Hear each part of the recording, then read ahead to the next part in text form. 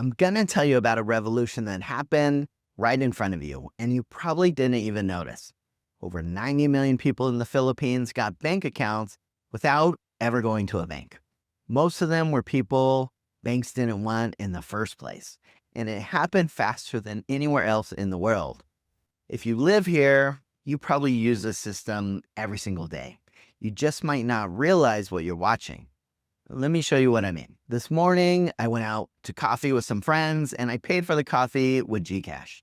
Then I needed to transfer some money to my assistant to pay for some bills at the Cebu office. I used GCash. Then I needed to pay my Globe internet and my electricity bill, GCash, all before 9 a.m. And I didn't think twice about it because if you live in the Philippines, this is just how things work now. But here's the thing a lot of people miss. When you pay a small business with GCash, that business, the people that own it, probably couldn't have even got a bank account 10 years ago. Or my assistant that I transferred money to before GCash, she probably couldn't have got a bank account either. The convenience of paying for companies online simply through GCash, like it did with my Globe phone and my home internet, couldn't have done that either. 10 years ago, most of the people that used GCash couldn't have even got a bank account. Not because they didn't try, but because the banks just didn't want them. Today, I want to talk about how the Philippines solved a problem that's still breaking a lot of the world, why it happened here and not somewhere else, and what it reveals about this country that foreigners constantly underestimate. Let's jump into it. In 2014, only 31% of Filipino adults had a bank account. Think about that. 7 out of 10 people couldn't access basic financial services. Now, if you're watching this from the West, you might be thinking, how is that possible in 2014? But here's the thing. The Philippine banking system wasn't built for most Filipinos. Banks required minimum balances. They required formal employment documentation. They were concentrated in cities. I don't know if I've mentioned this on the channel before, but I was shocked when I opened my first business banking account in the Philippines to know that to open it, they expected me to carry 100,000 peso minimum balance. Now, in the US, when I opened up a business banking account, I think I needed to put like $50 in it. 100,000 pesos is like almost $2,000. So for a lot of local people, the cost to be able to have bank accounts, especially a business account, but even a personal account, would either be cost prohibitive or they wouldn't fit the bank's requirements. Most banks were concentrated in cities. If you lived in the province or if you worked in the informal economy, like if you were a tricycle driver, a sari-sari store owner, or a construction worker paid in cash, the banking system back in 2014 just wasn't for you. And this created massive problems, as you could imagine. Sending money home from Manila to the province, you're using remittance centers, paying fees that could reach 8 to 12%. When you factor in exchange rate margins, waiting in lines, or paying bills, you're physically going to payment centers, bringing cash, spending half a day, yes, half a day, emergency expenses, you're borrowing from family or dealing with informal lenders, charging truly insane interest rates. The unbanked majority wasn't just inconvenience, they were locked out of economic mobility. Enter GCash. GCash launched on October 2004, but it didn't really take off until around 2012, 2013, when the mobile app was launched. And here's why it worked when traditional banks couldn't. First, mobile penetration was already high. Filipinos had phones. They didn't have bank accounts, but they had phones. Secondly, Globe Telecom owned the infrastructure. They already had the network, the distribution, and the trust of millions of Filipinos buying load every day for their phone. Third, the model was simple. You didn't need a bank account. You didn't need minimum balances. You didn't need formal employment. You just needed a phone number and a way to cash in. And here's where it gets interesting. GCash didn't try to replace the banks. They built around them. They partnered with 7-Eleven, with sari-sari stores, with remittance centers. Suddenly, Filipinos could cash in at the corner store. You could send money to your mom in the province instantly. You could pay bills from your phone. No bank branch required, no minimum balance required, no judgment about your employment status. This wasn't just a payment app. This was a financial inclusion at scale. Now, GCash was growing steadily through the 2010s, but COVID changed everything. March 2020, 3 months after I moved full-time to the Philippines, lockdowns hit, and cash became a problem. Banks limited hours, remittance centers closed temporarily. I remember crazy ATM lines, and the money might run out by the time you got there. And suddenly, everyone needed a way to move money digitally.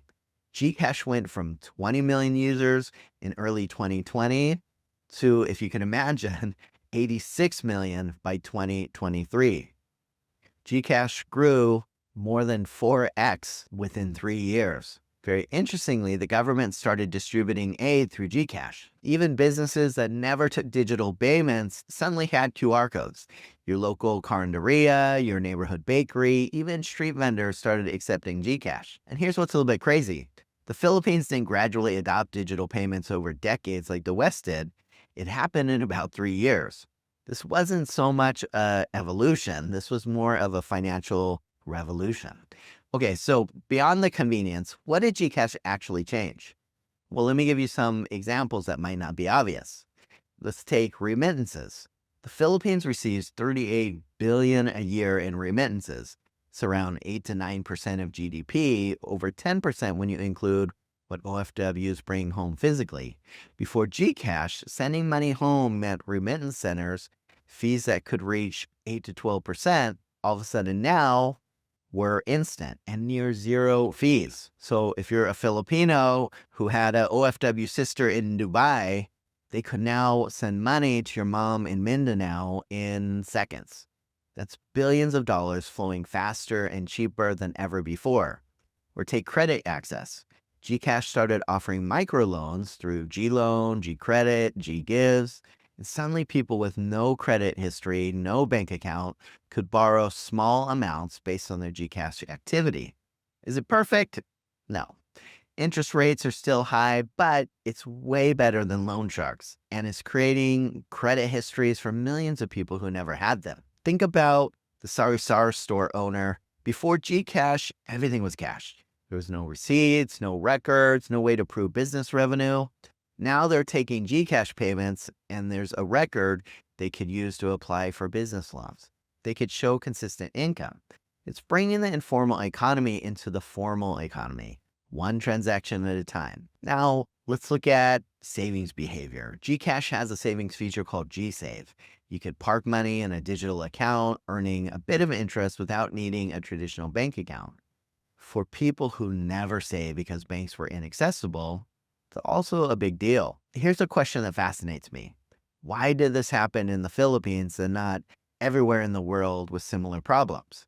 I think there's a few reasons. First, the unbanked crisis was severe enough to create real demand.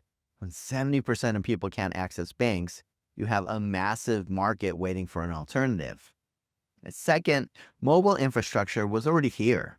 The high phone penetration, strong telecom networks, a population comfortable with mobile technology.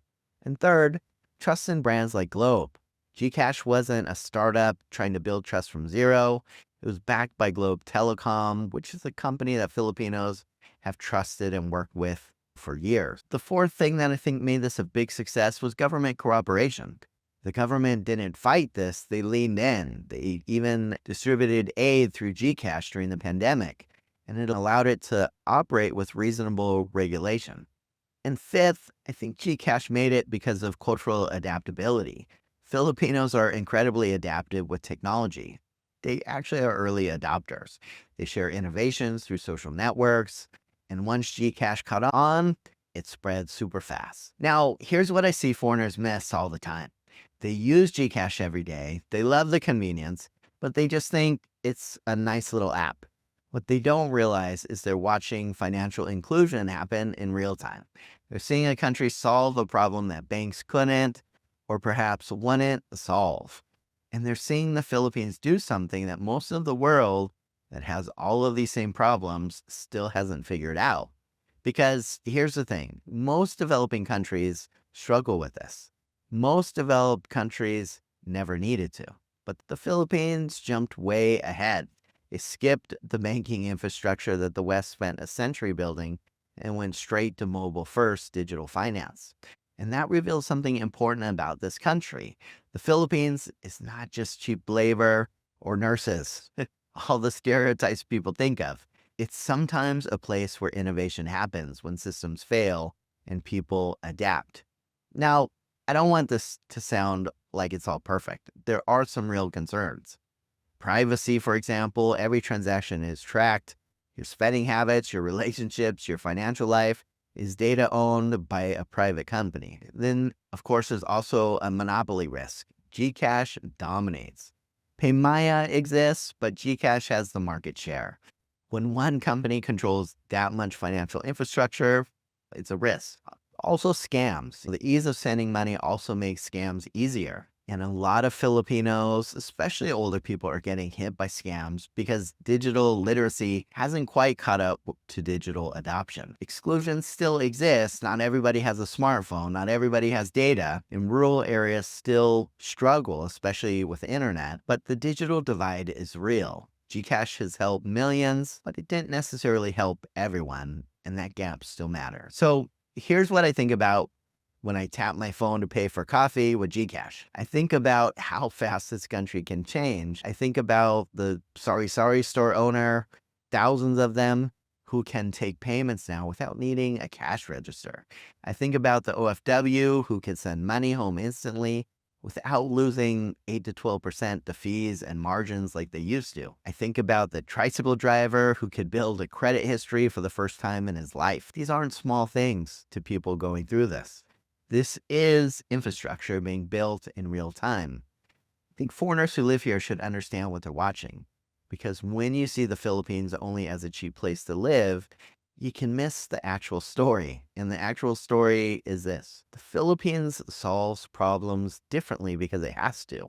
And sometimes those solutions jump ahead the way things are done everywhere else. GCash happens to be one of those solutions. And it's just getting started. As always, guys, appreciate you watching and would love to hear your thoughts in the comments below. Take care.